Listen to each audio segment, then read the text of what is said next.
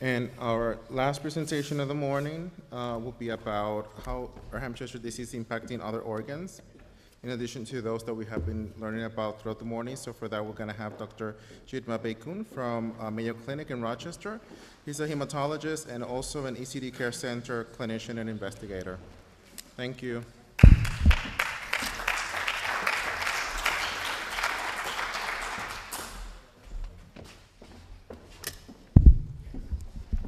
Hello, good morning, everyone. So today I will be presenting on Erdheim-Chester disease and involving other organs.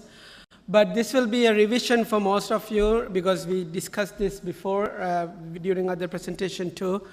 But I wish to highlight few important things to understand why ECD involves multiple organs. Like, for an example, if you have a breast cancer patient, the patient comes to you and say you have a lump in the breast. Or colon cancer patient, you have blood in the stools. So those much more common cancers originate from that site of the organ.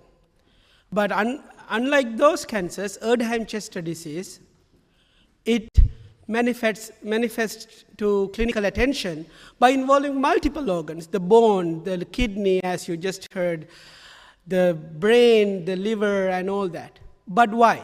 So that is one thing that I want to highlight. And the first question that I have no conflicts of interest.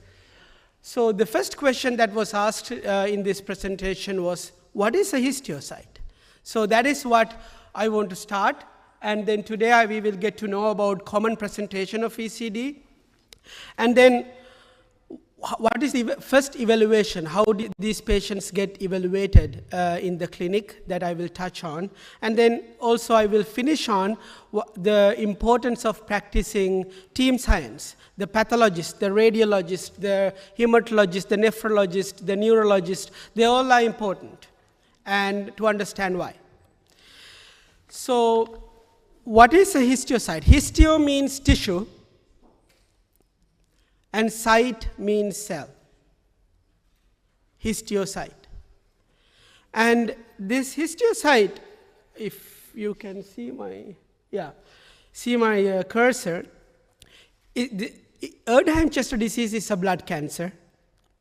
And so blood cancer should come from blood. And the blood originates from a common originator or precursor called hematopoietic stem cell, which give rise to two different families. One family is called lymphoid, that resides in your lymph nodes and give diseases such as lymphoma. And the other cells are called myeloid, and that give rise to many different group of blood cells, which includes your red blood cells and different white blood cells. And some of these white blood cells called monocytes have two different flavors called dendritic cell and macrophages. And these two cells go to different organs in the body and set the shop there and surveil, as you just heard from previous lectures. So it is important to understand that a normal organ to function well, it is important for these organs to have these cells, the dendritic cell and macrophage, working in that organ to surveil and make sure that the organ is healthy. So in the Erdheim-Chester disease and its cousins associated like Langerhans cell and Rosaida-Hoffmann disease, the cancer cell is this, the dendritic cell and macrophage. So these are the cells become the cancer cell. So the breast cancer, the breast cell becomes the cancer cell. Colon cancer, the colon cell becomes the cancer cell. So same as ECD, these two cells becomes the cancer cell.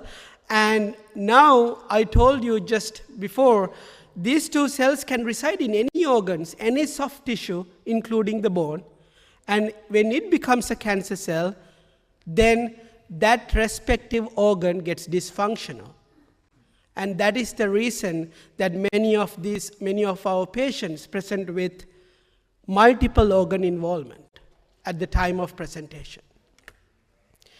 So this is what I just mentioned to you.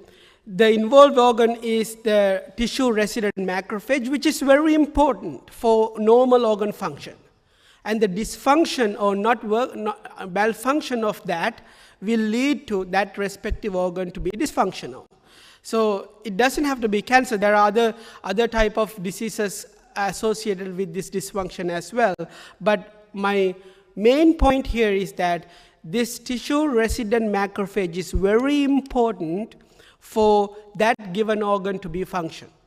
And dysfunction of that cell will make the respective organ to be dysfunctional, such as if it is in the lungs get dysfunctional. If it is in the brain can get dysfunctional, and so forth. I hope I make this point clear.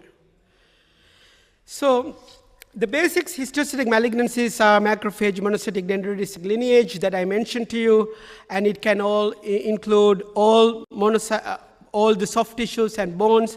And incidence is about 1.3 patients per 10 million in the United States. You will have an abstract just present in this meeting about this.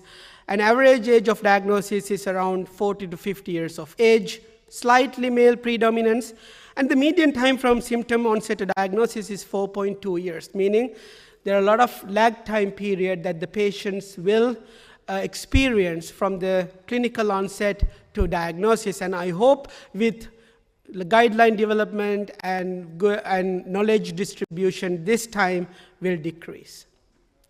So now, let's talk about disease presentation. And these are true images from our patients and obtained with consent, and I would like to share. So, ECD is a blood cancer, but it doesn't look like a blood cancer. So, leukemia is a blood cancer, and if the patient comes with leukemia, you have abnormal blood counts. But Erdheim-Chester disease is a blood cancer without, most of the time, without an abnormal blood count. So this you just saw from Dr. Goyal's presentation. So the take-home point is that Erdheim-Chester disease can involve multiple organs. Always go back to the principle. Why? Because the cell which just came a cancer cell can reside in any of the organs that you name of, most of the time. So that is why multiple organs, it can be the skin, the lung, the kidneys, any organ can be involved. So there is no pathognomonic or classic just one sign or symptom for Erdheim-Chester disease. Of course, there are very common signs such as this bone involvement, but none of these are just occurs in Erdheim-Chester disease, mainly the organ involvement. So this is the organ involvement that we will go through one by one in future slides, but that is the most important point that I would like to highlight. So our patients present with many different clinical signs and symptoms. Most are bone pain and kidney involvement, so problems you just heard, problems with kidney involving that passing urine and obstruction in the kidneys and so forth. And then great vessel involvement, lung involvement, diabetes insipidus. This is different than the diabetes mellitus that you always hear associated with sugar. Diabetes insipidus is like the body cannot preserve the free water because the disease is involved in the pituitary. So that the patients present with a lot of urination, thirst, that these patients need to drink a lot of water to get the appropriate hydration. And the bone pain and central nervous system involvement that you will hear in much more detail in Dr. Diamond's talk, and also the skin involvement, and also heart involvement, which we will also discuss in future slides. So the bone involvement is classic, which you just heard. There are two types of bone lesions. One is called osteolytic, meaning thinning of the bone. So if you heard about diseases like multiple myeloma, that gives bone lesion which is similar which is called osteolytic lesion, that is thinning and eroding the bone. The other type of bone lesion is called osteosclerotic, scarring of the bone. Sclerotic means scar. So the scarring of the bone is called osteosclerotic. That is what we will mostly see in Erdheim-Chester disease. So these type of bone lesions are osteosclerotic lesions, and we call it the H sign, and that is more common and mostly resembles Erdheim-Chester disease in the scan. So always remember, the patient doesn't come to the clinic with these signs. It's a scan will give you this manifestation. And then the hairy kidneys that you just heard. So infiltration around the kidney. So usually you just had this picture before. Usually the kidneys should look like crisp margins, but hairy kidneys will have these hair-like projections that involves the kidneys and then can obstruct the ureters and cause renal injury. So I don't want to delve much time into this because there was a dedicated lecture for this. And then you will have a dedicated lecture from Dr. Diamond about the CNS central nervous system involvement too. But what I want to highlight is in the brain and in the membranes associated with the brain and also in the spine, any place can be involved by these diseases, Erdheim-Chester disease specifically. So always goes back to the principle. I mentioned these cells, the cancer cell, can reside in any soft tissue and or the bone. So there is no specific organ and location that we will say, oh, the ECD is only involved in this area of the brain. Of course, the commonalities are there, but I want to highlight any place is a fair game for Erdheim-Chester disease in the brain. Great vessels can be involved, including the heart. When it comes to the heart, the most common site is the right atrium. It's involved that infiltrate in the right atrium. But you can see the great vessels. So this is the aorta coming out. So this is the aortic wall infiltration by the Erdheim-Chester disease. And you can see also in the heart chambers can be involved as well. And this is the kidney. And these yellow arrows represent the vascular structures which actually infiltrate by the Erdheim-Chester disease here as well. The walls can be involved by ECD. And also in the lungs, so there we will discuss the lungs in the next slide, but lung can be involved in a different pattern in Erdheim-Chester disease, which is different than LCH. So in Langerhans cell histiocytosis, this is an example, this is not ECD, the parenchyma of the lung, that means the meat of the lung, gets involved by cavitary lesions like this. But when it comes to Erdheim-Chester disease, it's mostly, you can see that mass-like lesions like this, or the membranes or the boundaries of the lung can be involved. So these are two different patterns of presentation, but the summary is that lung can be involved with Erdheim-Chester disease as well, and that can come to a clinical manifestation. Skin can be involved. These are common presentation. None of these are pathognomonic. Like if you find this type of thing in a patient in a normal clinical practice, this can be seen in other diseases too. Increased cholesterol can give you this. So not by this by itself should not give you a diagnosis of Erdheim-Chester disease. So that is why it is very important to put everything together, the radiology signs, the pathology, the clinical manifestation, all together to make this comprehensive diagnosis. So you can see here the classic classic infiltrative dermal patterns of the disease of ECD. Eyes, the breasts can be involved, the eye can be involved like this. Inside the eye, the retina can be involved like this. And also, the liver and the abdominal area can be involved, and so as the appearance of the eye.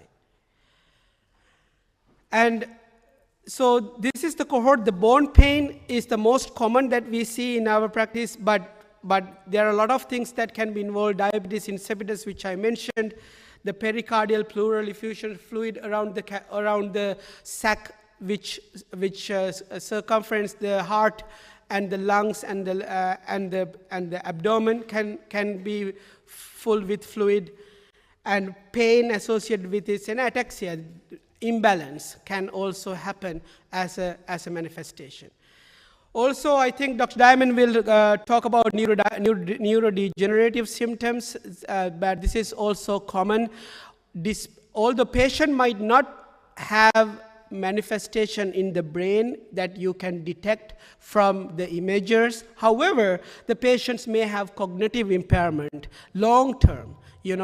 The loved ones will say, oh, Mr. Smith or Mrs. Smith was not the same person 5 years before that at the time of diagnosis. Such kind of manifestations can happen too. And hormonal imbalance can happen because of this disease infiltrating on the organs that produces the hormone, pituitary, adrenal glands, and so forth. So these are also important to keep in mind. So Erdheim-Chester disease, multiple organs can be involved that I just mentioned. Always go back to the principles. The cancer cell resides in many organs, so those organs can be dysfunctional. And good treatments exist, and when you make the timely diagnosis with good treatment strategies, actually you can make a difference because you can prevent from disease progression. It is a chronic disease. It still is an incurable disease, but you can control the disease and reserve the organs and prevent them from being dysfunctional. So this is important. You need the cardiologist, you need the dermatologist, you need the hormone doctors, the skin doctors, the heart doctors, the radiologist, the rheumatologist, and everyone come to the table and make the diagnosis. That is important. So no one doctor can make the diagnosis of Erdheim-Chester disease, no matter how brilliant he or she is. So that is why the team science is important, expert opinion is important, and specialized centers are important when managing patients with these rare diseases. So recommendation tests. So initial lab test will look at the brain health, the blood cells, the kidney health, the liver, the heart health, and so forth. So you will go through the complete blood count, electrolyte abnormalities evaluation, kidney liver involvement evaluation, and then you will also look at the genetic testing too. So genetic testing can be done in two ways. One is to send the tissue that was biopsied for genetic testing, and the other is to do some blood test to assess for cell-free BRAF V600 DNA. It is a test that can be utilized in some centers. And also imaging studies, PET scan, mostly all patients should undergo, and brain MRI as well. Cardiac MRI can be done when it's needed, based on the clinical presentation. And then other labs can be done based on the presentation and abnormalities that can present from these labs, initial labs. So ECD actually has evolved, and we have very good options to offer, and it has become it was an inflammatory disease, now it is a neoplastic disease. So that is why important to understand the disease, important to understand this principle, and then get the diagnosis, proper diagnosis in a timely manner, because there are so much things to offer that can increase the quality of life for our patients, and then control the disease and prevent the organ dysfunction. So in summary, histiocytic neoplasms, including ECD, is coming from tissue-resident macrophage monocyte. Almost any organ can be involved, and then correct timely diagnosis is important to preserve the organ function, and treatment is important to preserve the organ function, and then practicing team science and precision medicine is important. Thank you.